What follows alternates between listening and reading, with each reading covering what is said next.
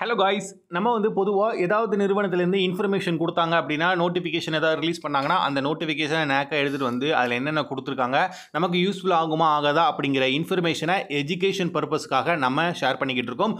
நமக்கு அது யூஸ்ஃபுல் ஆகுமா ஆகாதா, யூஸ்ஃபுல் ஆனவங்க யூஸ் பண்ணிக்கலாம், யூஸ்ஃபுல் ஆனவங்க டேக் இட் ஈஸி. ஓகேங்களா, ஃபைன். அடுத்ததான் என்ன இது இன்றைக்கி வந்திருக்கு, அதாவது என்ன நோட்டிஃபிகேஷன் வந்திருக்கு, எங்கேருந்து வந்திருக்கு அப்படிங்கிறத ஃபஸ்ட்டு பார்த்துடலாமா.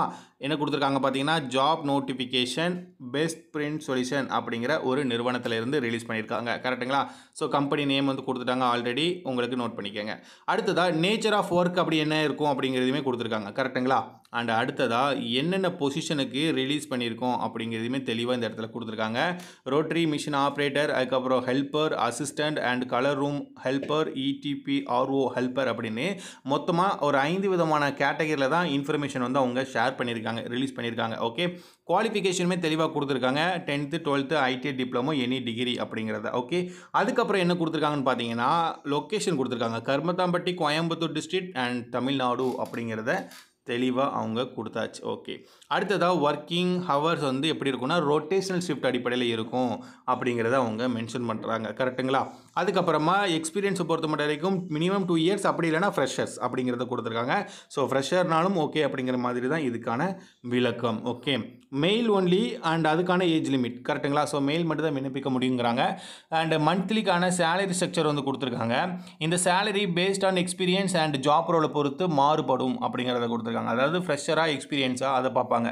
அதுக்கப்புறம் என்ன போஸ்ட்டுக்கு நம்ம விண்ணப்பிக்கிறோம் அப்படிங்கிறதையும் பார்ப்பாங்க அப்படிங்கிறத தெளிவாக இவங்க கொடுத்துருக்கிற இந்த நோட்டிஃபிகேஷனில் கிளியராக தெரிய வருது. ஓகே, அடுத்ததாக பெனிஃபிட்டை பொறுத்த மட்டும் வரைக்கும் accommodation and food, PF, ESA, bonus, rewards அப்படிங்கிறத கொடுத்துருக்காங்க.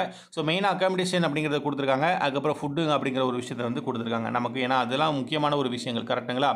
நம்பர் ஆஃப் வேகன்சி அப்படின்னு பார்க்கும்போது மிஷின் ஆப்ரேட்டருக்கு ஒரு 3 பேரும், ஹெல்ப்பருக்கு ஒரு 10 பேரும், அசிஸ்டண்ட்டுக்கு ஒரு 10 பேரும் அப்படிங்கிறத கொடுத்துருக்காங்க. மொத்தமாக இதுதான் நம்பர் ஆஃப் ஓப்பனிங்ஸ் அப்படிங்கிறது தெரிய வருது நமக்கு. Okay, fine.